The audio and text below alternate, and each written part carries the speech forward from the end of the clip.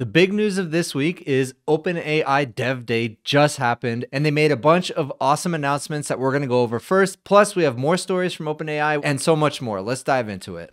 All right, so first, OpenAI Dev Day just happened, and they, first of all, have a really cool website with a really cool animation. Very simple. So here are the announcements you need to know about. First, they announced an API for essentially advanced voice mode. It's called Real-Time API. Developers can now build fast speech-to-speech experiences into their applications. Similar to ChatGPT's advanced voice mode, the Real-Time API supports natural speech-to-speech conversations using the 6 preset voices already supported in the API. So if you want to build amazing voice support into your applications, now you can. Plus, they're also introducing audio input and output in the chat completions API for low latency use cases. The Real-Time API uses both text tokens and audio tokens. Text input tokens are priced at $5 per million and $20 per million for output tokens. Audio, $100 per million input tokens and $200 per million output tokens. This equates to approximately 6 cents per minute of audio input and 24 cents per minute of audio output. That is incredible. Hyper intelligent, real-time voice for just pennies per minute. Absolutely incredible world we're living in. Next, you can now fine-tune vision models through the API. Developers can customize the model to have stronger image understanding capabilities, which enables applications like enhanced visual search functionality, improved object detection for autonomous vehicles or smart cities, and more accurate medical image analysis. So here's an example of a speed limit sign that apparently was incorrectly tagged by the base GPT-4o vision model, but was correctly tagged by the fine-tuned version. And the massive company Grab, which is kind of like Uber in the United States, is using this model for image detection and understanding on the road. They have some other awesome use case examples which you could check out. I'll drop this link in the description below. And in terms of pricing, what they say here is we're offering 1 million trading tokens per day for free through August 31st of 2024 to fine-tune GPT-4o with images. Then after that, it'll cost $25 per million tokens, and inference will cost $375 per million input tokens and $15 per million output tokens. So definitely check out fine-tuning of vision. Next, one of the most important features of artificial intelligence, in my opinion, in the future is caching. We don't necessarily need to run every single prompt through the LLM every single time, especially if you're giving the same prompt over and over again. And it turns out at scale, that happens often. So now you can cache. Let's read a little bit about it. Many developers use the same context repeatedly across multiple API calls when building AI applications, like when making edits to a code base or having long multi-turn conversations with a chatbot. Now they're introducing prompt caching, allowing developers to reduce costs and latency. By reusing recently seen input tokens, developers can get a 50% discount and faster prompt processing times. Now, I've talked about this quite a bit. Caching is incredibly important for those two reasons, latency and cost decreasing. And as you can see here, caching is across the board on all of their current models. So here's the uncached tokens right there, and then the cached version.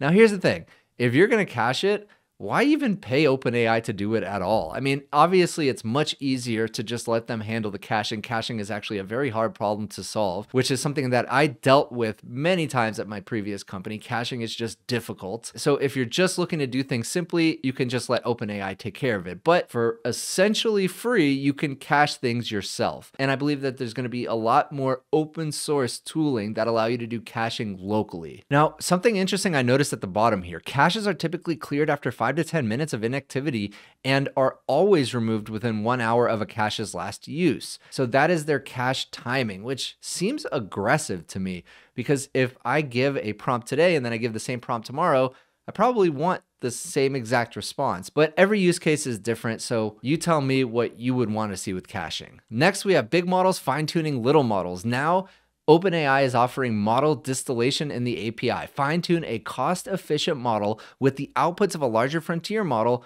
all on the OpenAI platform. So basically, kind of like synthetic data. You use this larger model to create a bunch of data that is specific to your use case, specific to your business, train a smaller model, and then get lower latency and lower cost because of that. So a lot of these updates that OpenAI announced today are specifically around giving developers the most options possible, which I love. Model distillation includes 3 core concepts: stored completion, so basically the input-output pairs, so you can use that data to train other models; evals, so you can run custom evaluations against your fine-tuned model to make sure it's performing up to your standards; and fine-tuning, of course, which is exactly what it sounds like, taking that data and fine-tuning your model. So those are the major updates from OpenAI Dev Day today. At the last moment, I was fortunate enough to be invited by OpenAI, but I couldn't make it this time. Definitely the next time they invite me to something, I will be there. So congrats to OpenAI for these incredible developer-focused product announcements. Next, speaking of OpenAI, the thing that we all knew was going to happen eventually, they're removing their nonprofit status, essentially. So in an exclusive by Reuters, OpenAI to remove nonprofit control and give Sam Altman equity. Now, it was reported that Sam Altman was going to get a lot of equity, something like $7 billion worth or $10 billion worth, an absurd amount.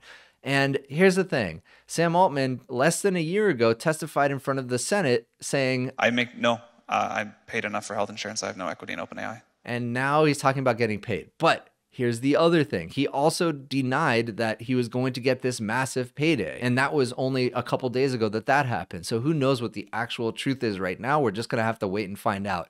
I do believe that OpenAI is going to be moving away from the nonprofit status. That has been an overly complex structure that really no company should take on. And I've already made multiple videos about it, so I'm not going to rehash everything about Elon Musk and his donations and them taking donations, not paying taxes, and then converting over to a for-profit company. But all that aside, they are looking for the cleanest path forward to convert to a for-profit. According to the article, ChatGPT maker OpenAI is working on a plan to restructure its core business into a for-profit benefit corporation that will no longer be controlled by its nonprofit board. So what does a for-profit benefit corporation actually mean? In terms of the legal and tax aspects of the company, it's essentially a for-profit company. But the benefit piece of it basically means they have an external stakeholder that is in the charter of the company, and they not only have a fiduciary duty to the shareholders, but they also have a fiduciary duty to the external stakeholder. One of the most famous examples is Patagonia, and I believe their external stakeholder is the climate. I believe that's what it is. So basically, the board has a fiduciary duty not only to the shareholders, but also to the climate and nature in general. So it's definitely interesting. I don't know how much it actually means, but it's in the actual board's mission. So yeah, they are beholden to whatever that third-party stakeholder is. It'll definitely be interesting to see how all the chips fall here, because it has been a lot of complexity and a lot of friction seeing how OpenAI is going to transition from this essentially nonprofit laboratory into a for-profit commercial entity. I want to thank the sponsor of this video, Weights and Biases. I'm so excited to be partnering with them. They've partnered a long time with one of my favorite YouTube channels, 2-Minute Papers, and now I get to tell you about them. If you're building with all these LLMs I'm telling you about on production, you need a robust way to trace everything. Weights and Biases has a new product called Weave, which is a lightweight AI developer toolkit that lets you simplify your LLM app development. With just 2 lines of code, you can trace input, metadata, and output. Weave helps you run rigorous evaluations and securely manage all of your datasets and system configurations, so you can focus on just building. Increased visibility and debugging, better and faster evaluation, clear visibility into costs and results, and one of my favorite things, you can version your prompts and models. Weave seamlessly integrates into your favorite APIs and libraries, including OpenAI, Anthropic, Mistral, Cohere, LangChain, Llama Index, and more. So if you want a dead simple way to accelerate your AI app development, Weave is a great solution. So make real progress with your LLM development. Visit Weights and Biases, check out their Weave product. I'll drop a link to it in the description below, w&b.me/mb. Be sure to check it out. And now back to the video. Next, continuing on OpenAI, Mira Murati and other leaders have left the company. All of a sudden, last week on Wednesday, the 25th, Mira Murati has left OpenAI. Mira Murati was the CTO. She was pivotal for many years, growing this company into what it is. She was also part of the mutiny, I believe, reportedly, when they tried to oust Sam Altman. Now, from this very famous picture of the 4 OpenAI founders, I believe there's actually 5, but there's only 4 listed here. There's only one left who is actively working at OpenAI, and that is Mr. Sam Altman himself. Ilya Sutskever left to start SSI.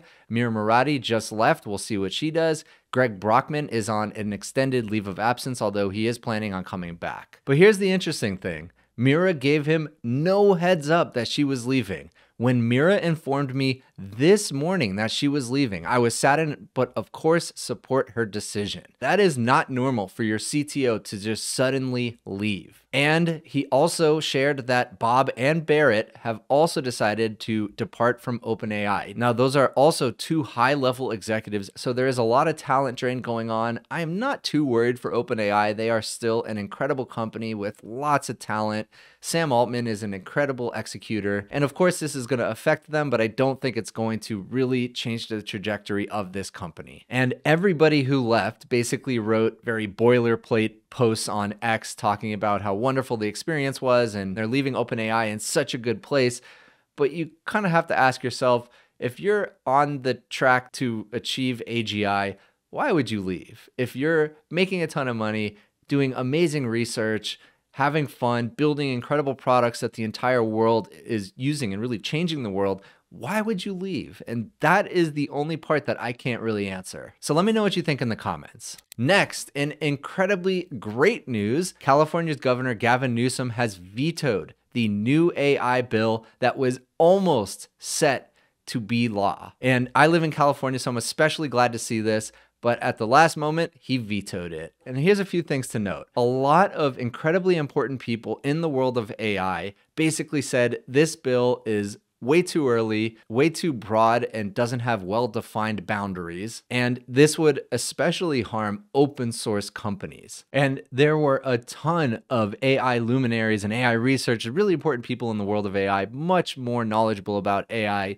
than any of the politicians in California. And here are just a few. So Jason Kwan, Chief Strategy Officer at OpenAI. I know Andrew Ning was pretty pivotal in getting this vetoed. Jan LeCun, of course, Mark Andreessen from A16Z, and just so many more. But it wasn't all opposition. Elon Musk even said that this bill probably has more pros than cons. And Anthropic as a company stated that this bill's benefits likely outweigh its risks. But it has been vetoed, and here's my take on it. I think it's too early to regulate artificial intelligence. If I think back to the early days of the internet, if they would have just regulated it and just strangled innovation, the internet would not be what it is today. And we've already seen what happens when you overregulate or regulate things too early, like in the EU.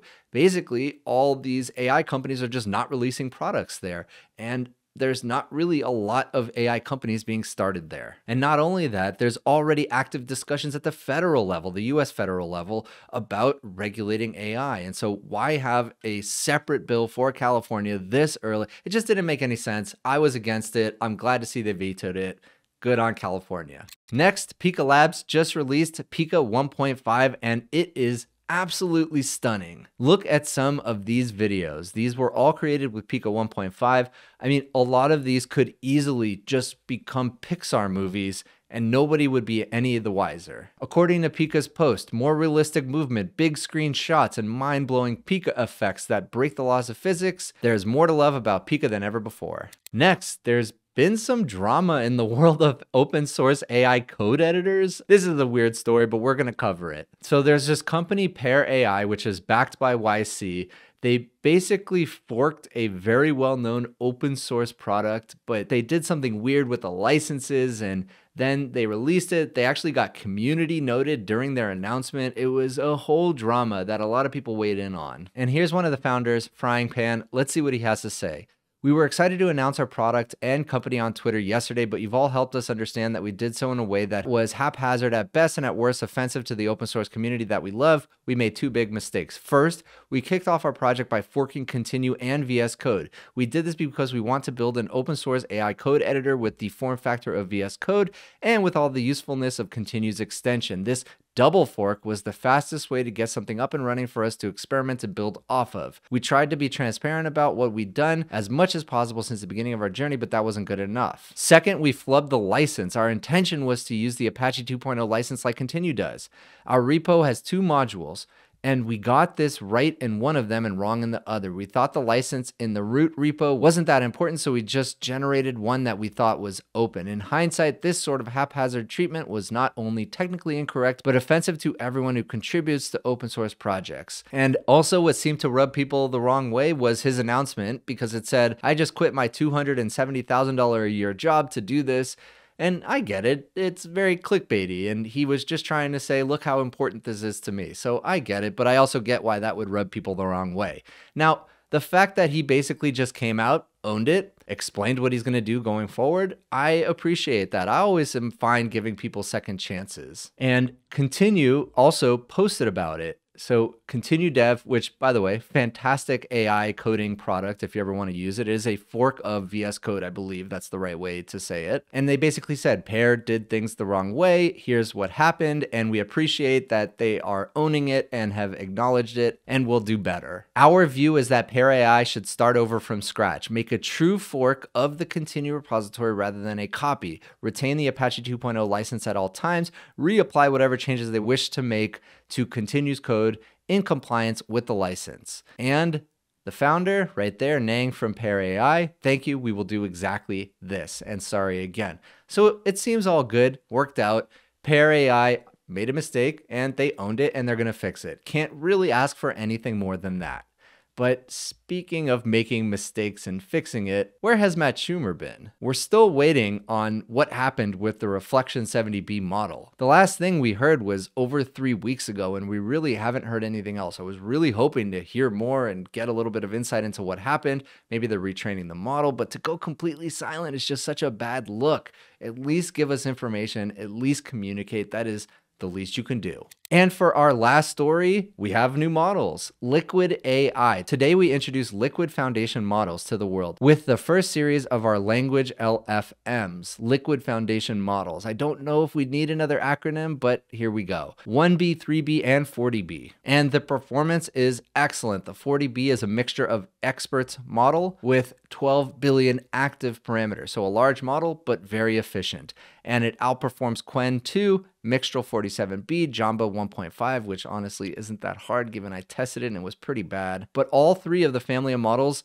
seem to really dominate every other model in its class. So I plan on testing it. What do you think? Should I test it? Let me know in the comments. LFM 1B performs well on public benchmarks in the 1B category, making it the new state-of-the-art model at this size. This is the first time a non-GPT architecture significantly outperforms transformer-based models. So the important thing to note is it is not transformer based. The only experience I have with non-transformer based models is the Mamba model, and again, didn't perform well. So I have my hopes up, but I'm also not going to hold my breath. The 3B model delivers incredible performance for its size. It positions itself as a first place among 3B parameter transformers, hybrids, and RNN models. And then the 40B offers a new balance between model size and output quality. And as we can see here, compared to all of these other models on the list, it performs very well. So one thing I really like that Liquid did is actually say, here's what it's good at, here's what it's not good at. So let's look what language LFMs are good at today.